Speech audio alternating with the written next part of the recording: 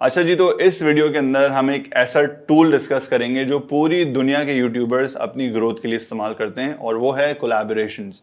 अब कोलैबोरेशंस का जो बेसिक मकसद है वो ये है कि आप किसी और शख्स के साथ मिलकर कोई चीज़ बनाएं। You collaborate on something, you collaborate on a project, you collaborate on a video. और इसके अंदर जो सबसे बेहतरीन चीज़ होती है वो ये है कि जब भी आप किसी और यूट्यूबर के साथ या किसी भी और मीडिया पर्सन के साथ कोलैबोरेट करते हैं, और उस कोलैबोरेशन की नेचर कुछ भी हो सकती है, वो अभी हम डिस्कस करते हैं। तो जब भी आप किसी के साथ कोलैबोरेट करते हैं तो न सिर्फ आपकी ऑडियंस जो है उसको आप यूटिलाइज कर रहे होते हैं, उसको एंगेज कर रहे होते हैं, बल्कि आप दूसरे बंदे की भी ऑडियंस को बहुत अच्छे तरीके से एंगेज कर रहे होते हैं।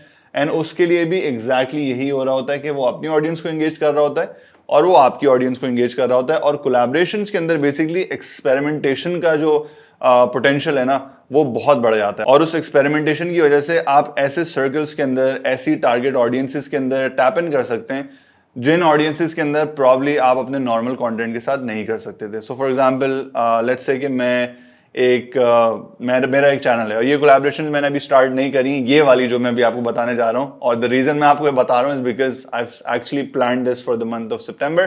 तो मेरा लाइफस्टाइल चैनल है, बड़ा मेल ओरिएंटेड चैनल है, लड़कों के ऊपर बहुत फोकस्ड है, लड़कियां ऑब्वियसली इसमें इतनी इन्वॉल्व नहीं है। अब मैंने कुछ इंस्टाग्रामर्स को देखा जो मेरी फीमेल फ्रेंड इंस्टाग्रामर्स हैं, इनकी बड़ी अच्छी फॉलोइंग्स हैं और उन तक मेरी कोई रसाई नहीं है। और मुझे लगता है कि मेरा कंटेंट ऐसा है कि अगर वो देखें तो उनको शायद पसंद आए और पोटेंशियल मेरा बढ़ सकता है। तो मैं सितंबर के अंदर ये पहला एक्सपेरिमेंट एक करूंगा किसी फीमेल कंटेंट क्रिएटर के साथ एक कोलैबोरेशन करने का। अब वो कोलैबोरेशन की नेचर क्या है वो हम बैठ के डिस्कस करेंगे। You will probably see that on my channel. But point ये है कि ये एक बिल्कुल ही अनटैप्ड मार्केट है मेरे लिए, जिसको मैंने कभी भी जो है ना वो रीच नहीं किया, उसके लिए मैंने कभी कंटेंट नहीं बनाया और अब मैं उसके लिए कंटेंट बना रहा हूँ। तो you know it could be a potential gold mine for me. अब ये हिट और मिस हो सकता है कोलैबोरेशन आपके और दूसरे बंदे के फॉलोअर्स को बिल्कुल समझ नहीं आए, और अगर हिट होता है तो फिर यू नो उसमें तो कोई नहीं है, there is no end to it. तो लाइक आई सेड कि इसमें एक्सपेरिमेंटेशन का जो पोटेंशियल है वो बहुत बढ़ जाता है, क्योंकि बहुत सारी चीज़ें ऐसी होती हैं जिनको आप अपनी नज़र से देख रहे होते हैं, अपने नज़रिए से उसके बारे में सोच रहे होते हैं, और फिर एक बिल्कुल ही आउटसाइडर उसके ऊपर आके जब अपना ओपिनियन देता है तो आपका जो पोटेंशियल है सोचने का, आपका जो होराइजन है अपने आइडियाज़ का या इमेजिनेशन का, वो एकदम से बढ़ जाता है। तो मैं बड़ा अर्ज करूंगा आप लोगों को कि जब भी आप अपने यूट्यूब की ग्रोथ के बारे में सोच रहे हैं तो think of collaborations as a very very useful tool. और कोलैबोरेशंस के अंदर एक बात मैं आपको ये भी बता दूं कि देखें, सेल्फिश ना बनिएगा, किसी को इस्तेमाल ना करिएगा, किसी को गलत तरीके से यूज़ ना करिएगा, उनको भी उतना ही फ़ायदा दीजिएगा जितना उनसे आप फ़ायदा ले सकते हैं। ऐसा ना हो कि आप उनका फ़ायदा उठा लें, उनको एक्सप्लॉइट कर लें किसी दूसरे कंटेंट क्रिएटर को।